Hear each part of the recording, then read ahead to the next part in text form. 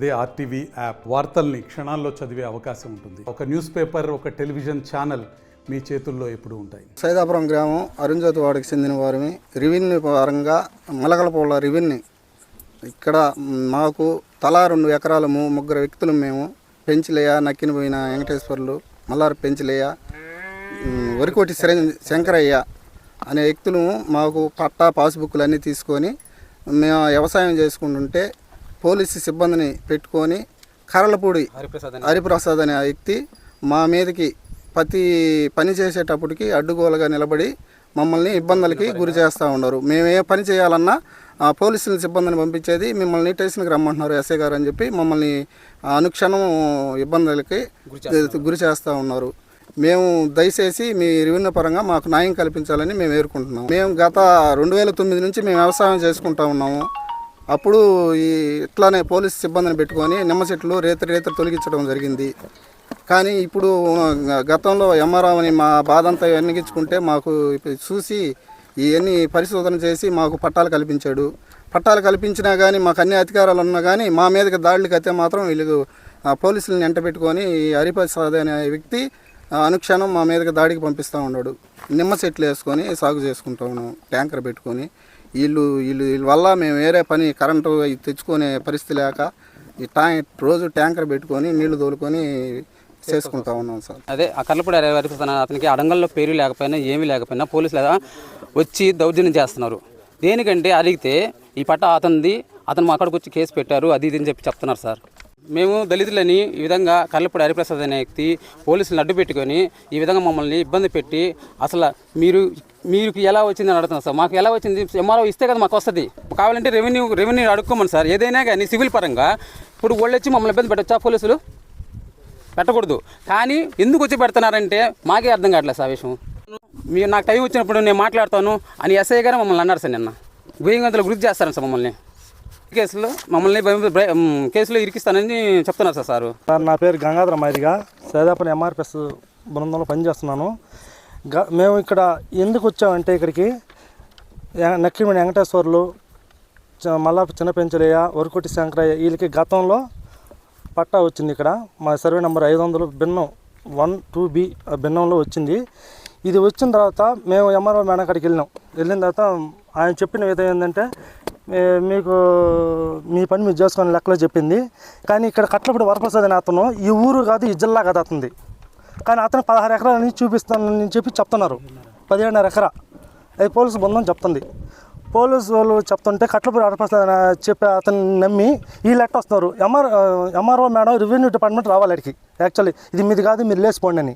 కానీ ఇక్కడ పోలీసు వాళ్ళు అసలు సంబంధం ఏంది? పోలీసు రక్షణ చేయాల్సిన దాంట్లో దళితులు మా పొలాలు మేము సాగు చేసుకోలేకపోతున్నాం. ఇలాంటి దగ్గర ఊరుకొని వచ్చి పోలీస్ స్టేషన్ రండి అని ఇబ్బంది పెడుతున్నారు. ఏ టాట పిలిపించినా కానీ టాటను కూడా దొన్నేకొని చేస్తున్నారు. ప్రతిసారి పిలిపిస్తూ ఉన్నారు మమ్మల్ని. ఇంకా మేము ఎప్పుడు పని చేసుకోవాలి? ఇంకోసారి ఏమైనా టాట రమ్మన్నారు కానీ రావట్లే. సరే అట్ట కూడా ఒకటికే 17.5 ఎకరా ఎట్ట వస్తుంది? కట్టపూడి వరప్రసాద్ అనే అతనికి ఒకటికే 17.5 ఎకరా ఎట్ట వస్తుంది? ఇక్కడ మిగతా భూములు కూడా మా దళితులు మా తాత ముత్తాతల ఆస్తి అతనికి ఎట్ట వస్తుంది? అతనికి అట్లా ఏ పరంగా పట్టా వచ్చింది? ఈ ఊరు కాదు ఈ ఊరు జిల్లా కాదు.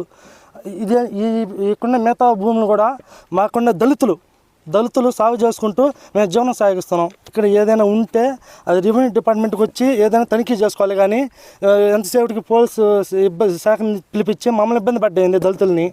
దళితులు మేము చేసుకున్నాం. మా తాత ఎక్కడ లేదు, ఎక్కడ సెంటు భూమి లేదు, ఇళ్ల స్థలాలు లేవు. ఏదైనా భూమి చేసుకుని పంట చేసుకుని తిన్నామన్నా దానికి లేదు. జీవనాధారం ఇటు పెట్టుకునే లేదు. ఇప్పుడు సాగు చేసుకున్నటువంటి ఈ భూమి ఇప్పుడున్నటువంటి మండల ఎంఆర్ఓ గారు మాకు ఈ విషయాన్ని పరిష్కారం న్యాయం చేయకపోతే మేము దీన్ని ఎంత దూరాన్ని తీసుకెళ్తాం. ఒకటి జిల్లా కలెక్టర్ గారికి కానీ అంటే మన ఎస్ఐ గారి నుంచి ఎస్పీ గారికి ఫిర్యాదు చేయడం కానీ ఇట్లా మాకున్న బృందాలు సంఘాలు కానీ అన్నిటికీ తెలియజేస్తానని మీడియా మిత్రుల ద్వారా మేము తెలియజేస్తున్నాం. మీరు కూడా మాకు సహకరించండి అన్న. నా పేరు శ్రీనివాసులు, సిపిఎం పార్టీ రాపూరు సంబంధించిన నాయకుడిని. ఈరోజు గత 16 సంవత్సరాల నుండి ఏదైతే సైదాపురం ప్రాంతానికి సంబంధించి ఈ ప్రాంతంలో సుమారు వెంకటేశ్వర్లు పెంచలయ్య అదేవిధంగా శంకరయ్య అనేటువంటి 3 రైతులు 6 ఎకరాల పొలం ఈరోజు చేసుకుంటూ ఉన్నారు.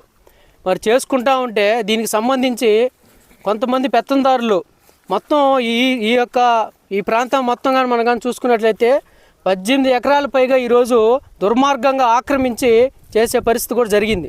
మరి ఈరోజు దీనికి సంబంధించినటువంటి ఈ భూమికి సంబంధించి వెనక పక్క ఉన్నటువంటి భూమికి సంబంధించినటువంటి మ్యాప్ కావచ్చు, పట్టా కావచ్చు, మొత్తం అన్ని రకాల సంబంధించి ఎంఆర్ఓ అధికారులే ఇచ్చినటువంటి సంబంధించి మొత్తం అన్నీ కూడా మా దగ్గర ఉన్నాయి.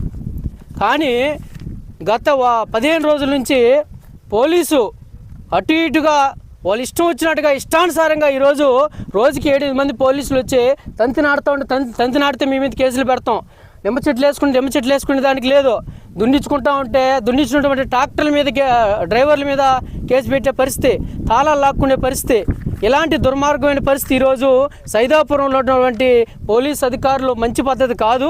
దీన్ని సిపిఎం పార్టీగా మేము తీవ్రంగా ఖండిస్తూ ఉన్నాం.